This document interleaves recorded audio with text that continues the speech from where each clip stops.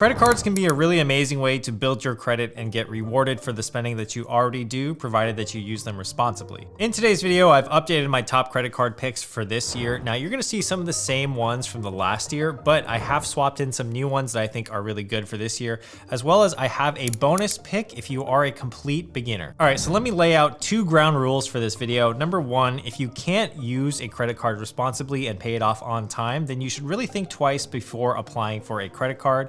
And number two, you gotta make sure that your level of spending is gonna make sense for the value that you're gonna get from these cards. Sometimes if your spend isn't really high enough, then you might not want to get a premium card and you can just opt for a no annual fee card instead. So with that disclaimer, let's get on with the list. And number 5 is the Capital One Venture X Rewards card. We're starting off this list with a premium type of card, but if you are the traveling type, the perks and the simplicity of this card will more than offset the $395 annual fee that it comes with. So this is one of the new cards that I've actually added for this year. And the reason is that I found a benefit on here that's so overpowered that I'm going to tell you about. It's just so good, it makes the card worth it. So first, let's go through some of the perks of this card right off the bat. You're gonna get a $300 travel credit when you book through Capital One's travel portal, plus a 10,000 miles anniversary bonus on every anniversary that you own this card. And so that's actually the cash equivalent of $100 in travel. So right off the bat, if you like to travel, you'll get the $300 annual travel credit plus the 10,000 miles, which is worth $100. And that's the equivalent of $400 of rewards. And so right there, and then you are going to break even on the annual fee. You'll also get the 75K bonus miles if you spend $4,000 in the first 3 months. And we're gonna talk some strategy about that. And you're gonna get $100 of credit for global entry or TSA pre-check credit. So immediately you can see that you can make up the cost of this card pretty quickly. This card to me is a really great airport lounge card. So if you do a lot of traveling, you're gonna get complimentary airport lounge access for you and 2 guests per visit for Capital One lounges, Priority Pass Select lounges, and Plaza Premium lounges. That's over 1,400 airport lounges in 150 countries, and I will leave a link down below of all the airport lounges that are available, but in any major city, there's probably a lounge, and that's gonna be really nice, especially if you're doing a lot of traveling. You can go to the lounge first, get some food, maybe even get some bottled water so that you're not paying for that in the outside terminal. Now, the most overpowered part of this card, in my opinion, is that you can add 4 authorized users for no additional cost. And so usually the fee is $75 per user per year for every other travel card. However, this one has no additional cost for every authorized user. That to me is pretty crazy because that essentially means that you can share the card among 4 people that you trust. So perhaps your kids in college, your brother, your sister, your family members, and even a significant other. Every authorized user gets airport lounge access as well as their own priority pass card. Again, make sure you trust the person that you're authorizing the card to, as well as make sure that you have your own good credit and good payment history when you are adding users. Another cool benefit is that you immediately get the Hertz President Circle status. And so when you're renting a car through Hertz, you can skip the rental counter and you can also get complimentary upgrades. So usually this status is pretty hard to get because you have to spend $3,000 per year with Hertz or rent 15 rental cars. So the fact that you just get this perk with this card is pretty cool. And of course, you also accrue points on your purchases. So 2x miles on all purchases and then 5x and 10x multipliers for purchases booked through the Capital One travel portal. And you also get a bunch of travel benefits like travel insurance, cell phone protection, baggage insurance, etc. I'm gonna leave links down below for everything that you might see in today's video if I have one, but for now, let's go on to number 4. And number 4 is actually the Citi DoubleCash card. The Citi DoubleCash card is one of my favorite cards for beginners because it has no annual fee and it's really dead simple to understand.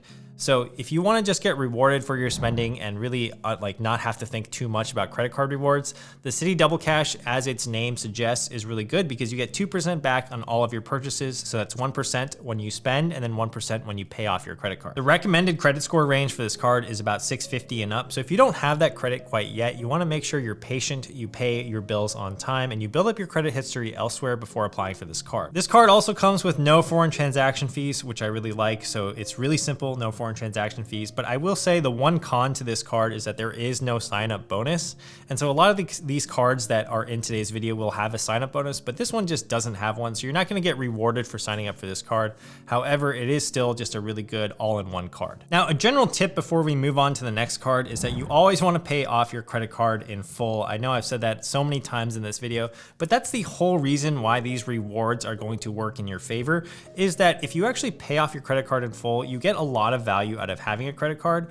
And the credit card companies are banking on the fact that you're not going to pay off your balance, and then they get to charge you interest, which actually makes them, that's how they pay for these rewards. So in order for us to take advantage of the credit card issuers, we really just want to make sure we're paying off our bills on time every month. All right, coming in at number 3 on our list is the Chase Sapphire Preferred card. I used to have this card before I got the more upgraded version, but this is also a travel card, and it also is really good if you do a lot of dining out. It comes at a much lower cost per year than some of the premium cards out there, so it's $95 a year, and currently the introductory offer is 60,000 bonus points when you spend $4,000 in the first 3 months when you open your account. You'll get 5x points on travel purchased through their travel website, 3x points on dining, including takeout, and 2x points on all other travel. Now, I know this stuff can be a little bit confusing at times, but the easiest way to think about the value of 1 point is that 1 point is equal to 1 cent, so 100 points would be $1. So when the sign-up bonus for this card is 60,000 bonus points, that means you're gonna get roughly $600 in value back,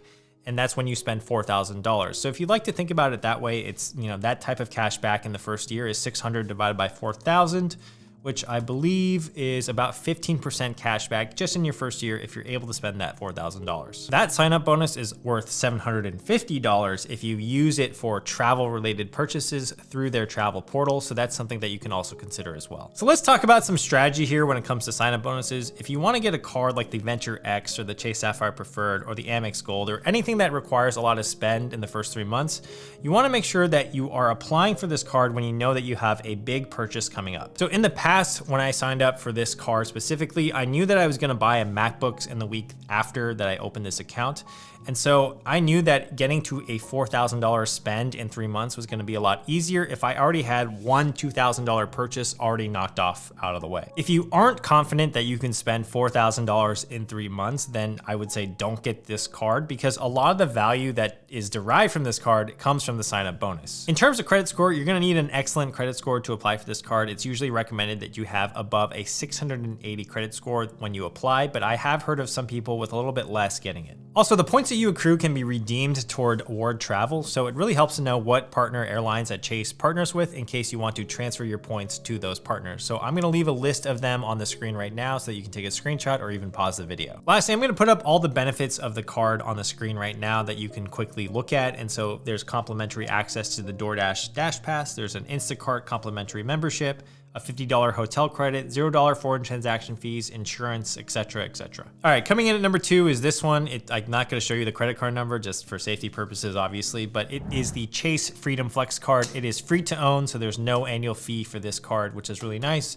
And if you spend $500 in the first 3 months, you actually get $200 in cash back, which is pretty awesome. You'll get 5% back on categories, so we're going to talk about what those are, 3% back at restaurants and drugstores, and 1% back on all other purchases. So the categories rotate every quarter, and as you can see in this table, the categories from 2022 were on the left, and 2023 is still to be announced besides Q1, which has already been published. But the way that I would use this card is I would get the 5% back on the rotating quarterly categories every quarter, and then also use it for restaurants since I'm getting 3% back there. You're gonna get 5% back for up to $1,500 of spending in every single one of these categories, and then 1% back thereafter. But it's pretty amazing because every single quarter, there's at least something that you were gonna spend money on that you're gonna get 5% back on. Again, this is a Chase card, so you're gonna need a really nice credit score of 650 to 670 and above.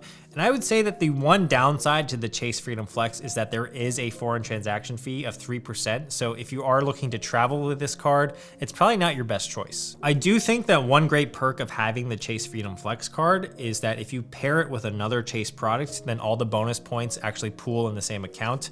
And so what you can do is you could have the Chase Freedom Flex for the 5% rotating categories and the 3% back at restaurants, etc., etc. But then you can also have the Chase Sapphire Preferred in addition to that in your wallet for all of the traveling that you might do. All right, before we get into card number 1 for the day, I do have a bonus pick for you guys, and it's actually for complete beginners, and that's actually the Apple card. And so I know I'm gonna get some flack for this because this card is not extraordinary for rewards at all. In fact, it kind of sucks for rewards. However, the reason I do like it for beginners is that it has an app interface that's super easy to understand, and it's gonna teach you a lot about how credit cards work, how interest payments work, and visually displays information in a way that no other company does. It also has no annual fee and 2% back whenever you use Apple Pay to pay with this card. And I signed up for this card for just, testing purposes because I'm a personal finance channel, but I really did start to fall in love with the app interface, and I thought, this is a really good thing for complete noobs. I have a lot of friends that are complete beginners that use the Apple Card, and I think it's really great for them because they get to visually see exactly where their money goes and build credit in the meantime. I did want to mention it in today's video because of how easy it is to apply for, how beginner friendly it is, and how great it is to visually understand how the card works. Plus, the card is made of metal, so if you really want to flex on some people like that, you can do that. So let's listen. Pretty good.